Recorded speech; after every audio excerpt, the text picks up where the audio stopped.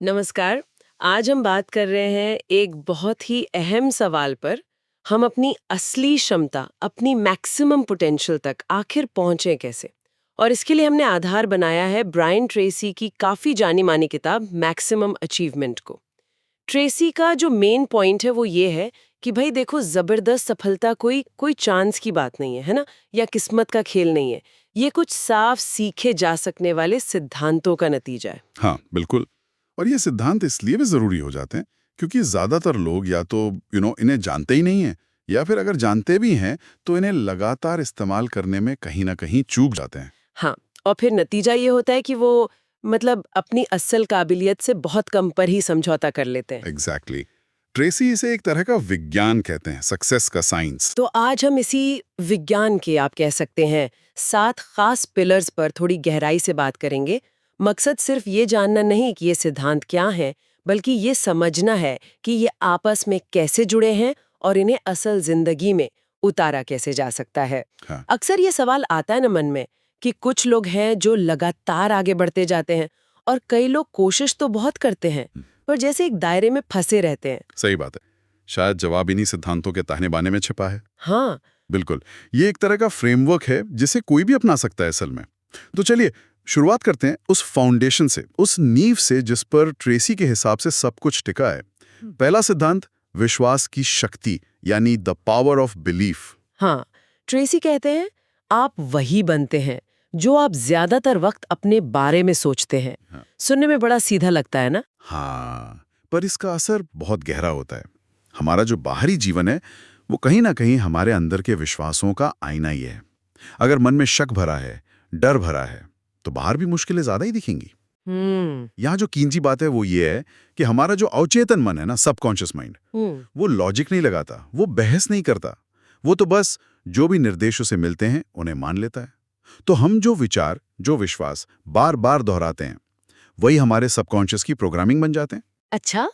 Tracy इसी पर जोर देते हैं कि अपनी क्षमता को अनलॉक करने का पहला कदम है अपने लिमिटिंग बिलीफ्स, मतलब वो विश्वास जो हमें रोकते हैं, उन्हें पहचानना और फिर उन्हें बदलना। जैसे कि कौन से विश्वास हो सकते हैं ये, और ट्रेसी के हिसाब से इन्हें बदलने का तरीका क्या है? देखिए, सबसे आम लिमिटिंग बिलीफ्स होते हैं जैसे मैं इसके लायक नहीं हूं, या मुझ में वो बात नहीं है जो दूसरों में, सफलता तो बस किस्मत वालों को मिलती है, या फिर मैं तो कभी बदल ही नहीं सकता, इस तरह के। हाँ, ये बहुत कॉमन है। बिल्कुल। ट्रेसी का सुझाव है कि इन्हें बदलने के लिए एफर्मेशंस यानी सकारात्मक कथनों का इस्तेमाल करें। लेकिन सिर्फ तोते की तरह रटना नहीं, उन्हें पूरी भावना के साथ, पूरे यकीन के साथ दोहराना होगा। जैसे मैं हर दिन बेहतर बन रहा हूँ, या मेरे पास अपने लक्ष्य हासिल करने की पूरी काबिलियत है। इसे लगातार करने से क्या होता है, धीरे धीरे अवचेतन मन पुरानी जो नेगेटिव प्रोग्रामिंग है उसे ओवरराइड करने लगता है। ये अपनी सेल्फ कॉन्सेप्ट को, अपनी आत्मधारणा को री इंजीनियर करने जैसा है। यानी शुरुआत सोच बदलने से होती है। ठीक है, तो अगर विश्वास नींव है, तो अगला सिद्धांत हमें बताता है कि इस नींव पर बिल्डिंग कैसे बनानी है। दूसरा सिद्धांत है कारण और प्रभाव का नियम, तो law of cause and effect. Tracy इसे आयरन लॉ कहते हैं, मतलब लोहे का नियम। हाँ, क्योंकि ये यूनिवर्स के सबसे बेसिक नियमों में से एक है। हर चीज किसी न किसी वजह से होती है। सफलता या असफलता ये अचानक से टपक नहीं पड़ती। ये कुछ खास वजहों का, कुछ खास कारणों का नतीजा होती हैं। ट्रेसी कहते हैं विचार कारण है और हालात जो हैं वो प्रभाव हैं। तो अगर आप अपनी बाहरी परिस्थितियों को बदलना चाहते हैं, तो आपको अपने अंदरूनी विचारों और एक्शंस को बदलना होगा। और इसी से जुड़ा उनका वो मशहूर विचार भी है, सक्सेस लीव्स क्लूज, मतलब सफलता अपने पीछे सुराग छोड़ जाती है। इसका प्रैक्टिकल मतलब क्या हुआ? इसका सीधा सा मतलब है कि सफलता का ना एक पैटर्न होता है। अगर हम ये पता लगा लें कि जो लोग अपनी फील्ड में कामयाब हुए हैं वो क्या सोचते हैं, कैसा महसूस करते हैं, और सबसे जरूरी वो करते क्या हैं, और फिर हम भी वही करना शुरू कर दें, तो बहुत ज्यादा चांस है कि हमें भी वैसे ही रिजल्ट्स मिलेंगे। अच्छा। ये नकल करना नहीं है, ये सफलता के प्रिंसिपल्स को सीखना है और उन्हें लागू करना है। ट्रेसी का एक कोट है, if you do what other successful people do, you will eventually get the results that other successful people get. इसमें कोई जादू नहीं है, ये सीधा सा कॉज एंड इफेक्ट है, कार्य कारण संबंध। ठीक है, तो पहले हमने समझा कि विश्वास कैसे हमारी क्षमता तय करता है, फिर ये कि हमारे काम कैसे नतीजे लाते हैं। अब तीसरा सिद्धांत उस पावर की बात करता है जो हमें इन कामों पर कंट्रोल देती है। जिम्मेदारी की शक्ति, the power of responsibility. Tracy तो इसे पर्सनल फ्रीडम की चाबी मानते हैं, हाँ। और ये शायद सबसे चुनौतीपूर्ण लेकिन सबसे ज्यादा एम्पावरिंग सिद्धांत है। हाँ। इसका निचोड़ बस इतना है, अपने जीवन की 100% जिम्मेदारी लेना। पूरी जिम्मेदारी। कोई बहाना नहीं चलेगा, किसी और पर दोष नहीं डालना है, चाहे आपकी अभी की सिचुएशन कैसी भी क्यों ना हो। ये मानना कि कहीं ना कहीं आपके अतीत के फैसलों ने, आपके रिएक्शंस ने या कुछ ना करने ने इसमें रोल निभाया है। लेकिन कई बार ऐसा नहीं होता कि बाहरी परिस्थितियां वाकई हमारे कंट्रोल से बाहर होती हैं? क्या ट्रेसी इस बात को नहीं मानते? नहीं, वो इसे निकालते नहीं है। वो मानते हैं कि हाँ, बाहरी घटनाएं हो सकती हैं जिन पर हमारा कोई बस नहीं, लेकिन उन घटनाओं पर हम रिएक्ट कैसे करते हैं, ये पूरी तरह हमारे हाथ में है। अच्छा। जिम्मेदारी लेने का मतलब ये नहीं है कि हर बुरी घटना के लिए खुद को कोसना शुरू कर दें। नहीं। इसका मतलब है अपनी प्रतिक्रियाओं की, अपने रवैये की और अपने अगले कदमों की जिम्मेदारी लेना। जब तक हम दूसरों को या हालातों को दोष देते रहते हैं ना, तब तक हम खुद को एक विक्टिम की तरह देखते हैं, एक पीड़ित, और अपनी शक्ति दूसरों को सौंप देते हैं। और जैसे ही हम जिम्मेदारी लेते हैं, हम ड्राइवर सीट पर आ जाते हैं। सिंपल, हम अपनी शक्ति वापस ले लेते हैं। हम ये मानने लगते हैं कि अगर हम अपनी सोच और अपनी काम बदल सकते हैं तो हम अपने भविष्य की दिशा भी बदल सकते हैं। ये मानसिकता हमें नेगेटिव और लाचारी के चक्कर से बाहर निकालती है। ट्रेसी कहते हैं कि जिस पल आप पूरी जिम्मेदारी स्वीकार करते हैं, उसी पल आप अपनी पूरी शक्ति वापस पा लेते हैं। ये वाकई सोचने का तरीका बदल देने वाला पॉइंट है। तो अब हमने विश्वास, सोच, कार्य कारण, कर्म और जिम्मेदारी, नियंत्रण की बात कर ली। इसके बाद आता है चौथा सिद्धांत, जो इन सब को एक दिशा देता है, लक्ष्य सूत्र, द गोल फॉर्मूला। ट्रेसी का मानना है कि बिना लक्ष्य के जीवन ऐसा है जैसे बिना पतवार की नाव, कहीं भी जा सकती है। बिल्कुल, लक्ष्य हमें फोकस देते हैं, इंस्पिरेशन देते हैं और प्रोग्रेस को नापने का एक तरीका देते हैं। लेकिन ट्रेसी सिर्फ ये नहीं कहते कि लक्ष्य बनाओ, वो इसका एक बहुत ही सिस्टमैटिक तरीका बताते हैं, एक 7 स्टेप प्रोसेस। और ये इसलिए जरूरी है क्योंकि ज्यादातर लोग लक्ष्य बनाते तो हैं, पर उन्हें हासिल करने की कोई साफ योजना नहीं बनाते। हाँ, वो 7 कदम क्या हैं? क्या हम उन पे थोड़ी और बात कर सकते हैं? क्योंकि यहीं पर अक्सर लोग अटक जाते हैं। जरूर जरूर। पहला कदम, ये तय करें कि आप असल में चाहते क्या हैं, बिल्कुल साफ, जिसे नापा जा सके ऐसा लक्ष्य। दूसरा, उसे लिखें।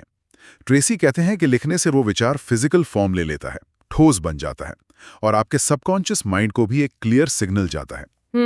तीसरा, हर लक्ष्य के लिए एक टाइम लिमिट, एक डेडलाइन तय करें। इससे एक अर्जेंसी आती है। चौथा, उन सारी रुकावटों की लिस्ट बनाएं जिन्हें आपको पार करना होगा। इससे आप मेंटली तैयार होते हैं। और पांचवा कदम? पांचवा, उन नॉलेज, स्किल्स और रिसोर्सेज को पहचानें जिनकी आपको जरूरत पड़ेगी। इसमें यह भी शामिल है कि कौन लोग आपकी मदद कर सकते हैं। छठा, एक डिटेल्ड एक्शन प्लान बनाएं। लक्ष्य को छोटे छोटे मैनेजेबल कामों में तोड़ें। और सातवां, और शायद सबसे जरूरी, अपनी योजना पर हर दिन कुछ न कुछ काम करें, चाहे कितना भी छोटा कदम क्यों न हो, रोज आगे बढ़ें। इससे मोमेंटम बनता है। और ट्रेसी इस बात पर भी जोर देते हैं ना कि अपने लक्ष्यों को रोज देखो या पढ़ो। हाँ बिल्कुल, सुबह और शाम।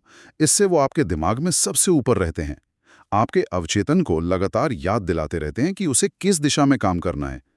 फिर वो सिर्फ एक इच्छा नहीं रह जाती, वो एक मिशन बन जाता है। अच्छा, तो लक्ष्य तय हो गए, प्लान भी बन गया, लेकिन उस प्लान पर टिके रहना, रोज काम करना, यहीं पर ज्यादातर लोगों की गाड़ी अटक जाती है, जैसा मैंने पहले कहा।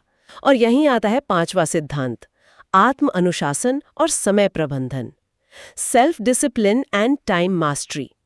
ट्रेसी कहते हैं, आत्म अनुशासन ही वो पुल है जो लक्ष्यों और उपलब्धि के बीच बनता है।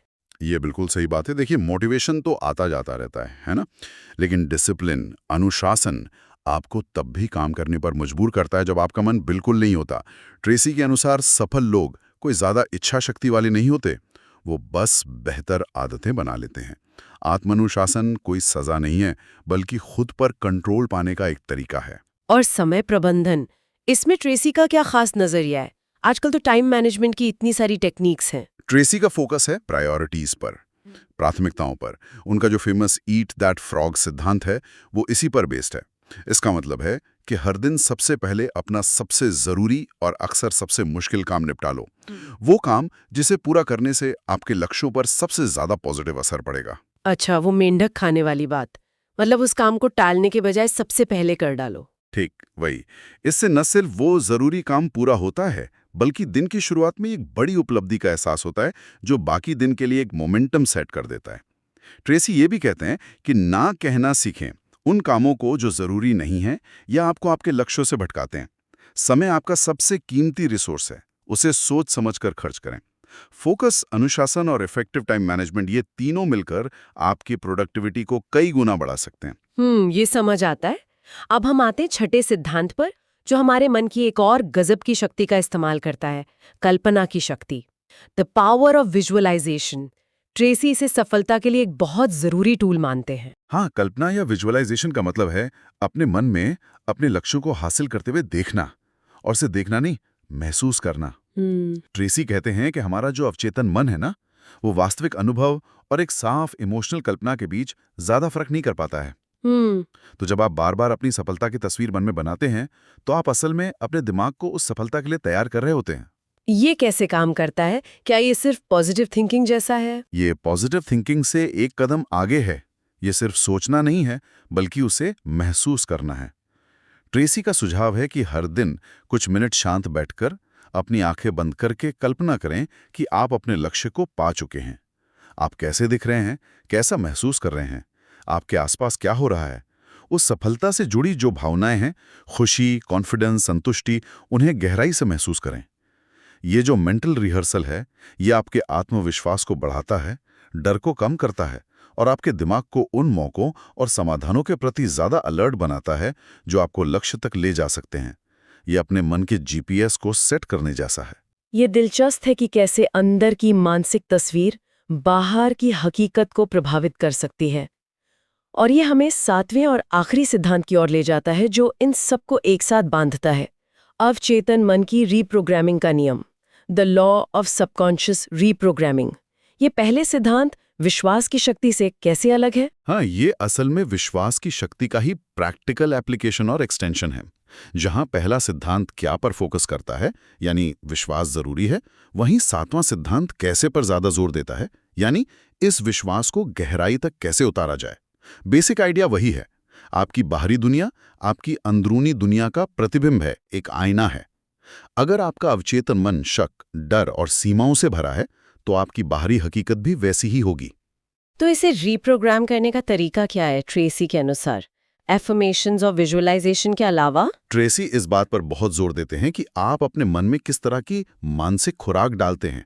मतलब आप क्या पढ़ते हैं, क्या सुनते हैं, किन लोगों के साथ समय बिताते हैं। ये सब जाने अनजाने आपके अवचेतन को प्रोग्राम करता है। इसलिए पॉजिटिव मोटिवेशनल कंटेंट का इस्तेमाल करें। ऐसे लोगों की संगति में रहें जो आपको आगे बढ़ने के लिए प्रेरित करते हों। नेगेटिव विचारों को आते ही पहचानें और उन्हें तुरंत पॉजिटिव विचारों से बदलें। ट्रेसी कहते हैं कि अपने मन को एक बगीचे की तरह समझें। अगर आप उसमें अच्छे बीज, पॉजिटिव विचार नहीं बोएंगे और खरपतवार, नेगेटिव विचार नहीं निकालेंगे, तो वो जंगली घास से भर जाएगा। तो लगातार एक पॉजिटिव मानसिक रवैया बनाए रखना ही रीप्रोग्रामिंग की कुंजी है। तो ये थे वो 7 सिद्धांत। विश्वास की शक्ति से शुरुआत, फिर कारण और प्रभाव को समझना, जिम्मेदारी लेना, स्पष्ट लक्ष्य बनाना, फिर अनुशासन और समय प्रबंधन से उन पर काम करना, कल्पना से उसे साकार होते देखना, और आखिर में अवचेतन को लगातार पॉजिटिविटी से रीप्रोग्राम करना। ये वाकई एक पूरा सिस्टम लगता है। हाँ, और ये सिद्धांत कोई अलग थलग नहीं है। ये एक दूसरे पर निर्भर हैं और एक दूसरे को मजबूत करते हैं। विश्वास के बिना लक्ष्य बनाना मुश्किल है, लक्ष्यों के बिना अनुशासन को दिशा नहीं मिलती, और जिम्मेदारी लिए बिना ये सब शुरू ही नहीं हो सकता। ट्रेसी का पूरा ढांचा इसी इंटरकनेक्शन पर आधारित है। तो इस पूरी चर्चा का सार क्या निकलता है? हमारे सुनने वालों के लिए मुख्य टेकअवे क्या हो सकता है? सबसे बड़ा टेकअवे शायद ये है कि आप अपनी मौजूदा परिस्थितियों से बंधे हुए नहीं हैं, आप उनसे बड़े हैं। आपके अंदर वो क्षमता मौजूद है जो दुनिया के सबसे सफल लोगों में है। फर्क सिर्फ इन सिद्धांतों को जानने, मानने और सबसे जरूरी लगातार अमल में लाने का है। सफलता कोई रहस्य नहीं है, ये एक प्रक्रिया है जिसे सीखा जा सकता है और दोहराया जा सकता है। और इसकी शुरुआत शायद आज अभी से हो सकती है, छोटी छोटी चीजों से। शायद अपनी भाषा बदलकर, जैसे मैं कोशिश करूंगी की जगह मैं करूंगी, या हर दिन खुद को याद दिलाना कि आप सक्षम हैं। बिल्कुल। शायद हर दिन खुद से ये कहना, जैसा ट्रेसी सुझाव देते हैं, मैं खुद को पसंद करता हूँ या मैं सर्वश्रेष्ठ हूँ।